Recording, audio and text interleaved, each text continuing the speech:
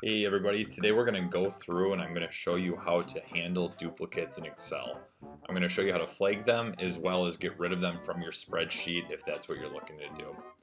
So the data that I have presented here is pretty straightforward. We've got a bunch of different flavors, what kind of dessert they are, how much they cost, and let's just say the day that they were sold. The first thing that I want to do is show you how to highlight the duplicates in case you don't want to remove them, but you just want to be aware if they exist. Go ahead and highlight the data that you want to see if there are duplicates within. So in this example, let's just say that I want to see if there's duplicates in the different types of flavors. So I'm going to highlight all of column A by clicking on the column space above flavor.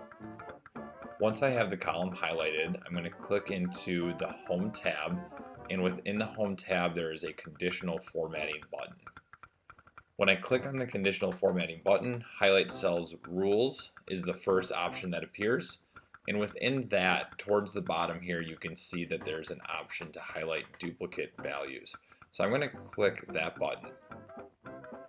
Once you click that button, this little window is going to pop up. And the only thing that you really need to focus on here is the bottom one that says format with, and then it's got a drop down area. And all this is saying is, how do you want Excel to highlight it once it finds a duplicate? So it defaults to red. I'm going to say that I want it to switch to green with dark green text. But most instances, it doesn't really matter what you select. Once you're happy with the color, go ahead and click OK. And you can see here that it highlighted every value within the column because vanilla, chocolate, and strawberry are the only three values that appear. But just for the sake of example, if I were to go through here, and I'm going to get rid of every chocolate cell except for just this top 1 and 3.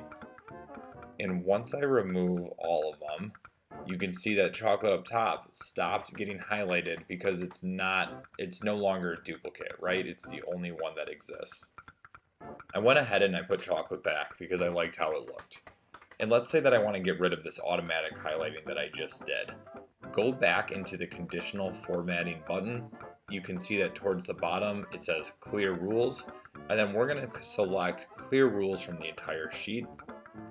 And once done, you can see that everything in the sheet that was automatically highlighting is no longer. The next thing that I want to talk to you about is how to handle if you want to get the duplicates removed from your spreadsheet. In this example, let's just say that I want to get rid of every column that says vanilla in it. And there's a couple of different things that you should know about when removing duplicates.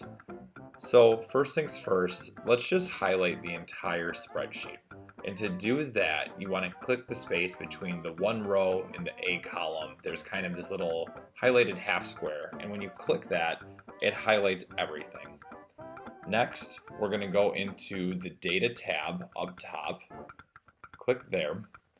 And over towards the right, you can see that there's this button right here that is Remove Duplicates. And we're going to click onto that. Now, once you click on Remove Duplicates, this little text box will appear.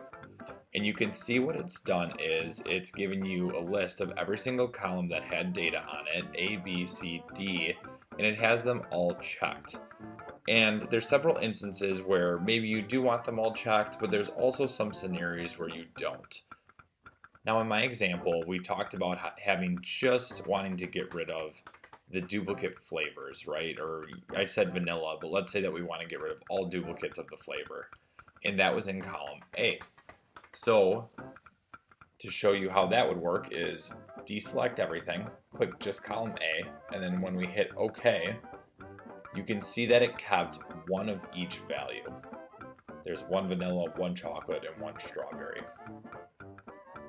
Now if we were to do the exact same thing, but let's say that we just leave column B checked, there's two types of desserts, ice cream and cake, so instead of leaving us 3 options, if we click OK, you're going to see only 2 because it's narrowing it down to just cells that say just ice cream and just cells that say cake. If we were to go to our data and instead of highlighting everything, just highlighting column A and then click Remove Duplicates, you'll see that this text box will appear. And it's asking you if you want to expand the selection or continue with the current selection. If you were to click expand the selection and then click remove duplicates, it's going to bring us back to the last text box that we had, and we can process it the same way because it's expanded it from just column A to A, B, C, and D again.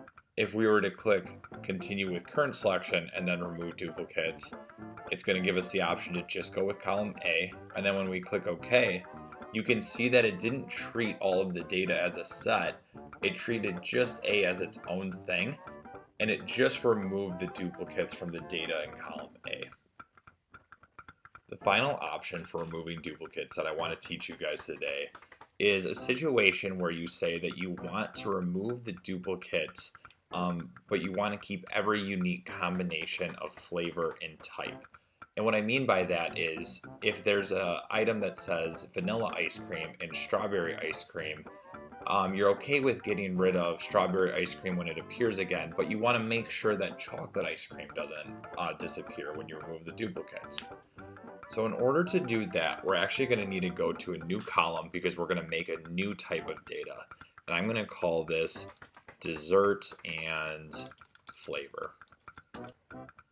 Now in order to combine the two types of data in these two cells, we're going to need to use a function. And we're going to actually use what's called the concat function. To do that, in my cell, I'm going to click equals concat, I'm going to type out, and then I'm going to open up the parentheses.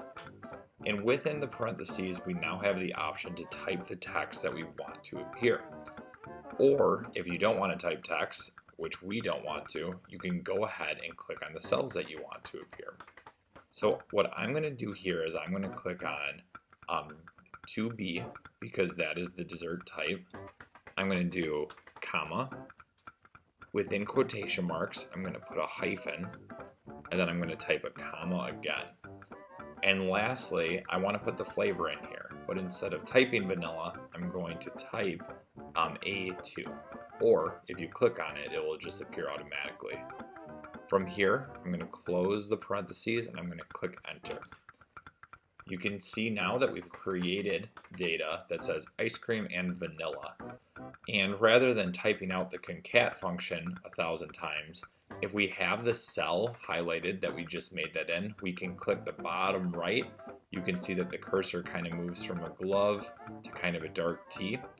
And once that dark T appears, you can double click and Excel will automatically drag down that formula. So now you can see that we've got a unique set of data for every type of dessert and flavor combination. From here, it's pretty straightforward. I'm going to highlight everything. I'm going to click remove duplicates like we did before. And I'm going to say, let's just focus on column E, which by moving this, you can see is that new kind of data that we made. I'm going to click OK. And you can see now that every unique type of vanilla, or not vanilla, every unique type of dessert and flavor combination has remained within the spreadsheet. I just went over concat pretty quick. If you're interested in learning more about that function, I dedicated an entire video to it that I'll link in the description. Thanks for watching. Make sure to subscribe and give the video a like. If you're struggling with a certain topic in Excel, make sure to put it in the comments below and I'll make a video on it. Thanks again.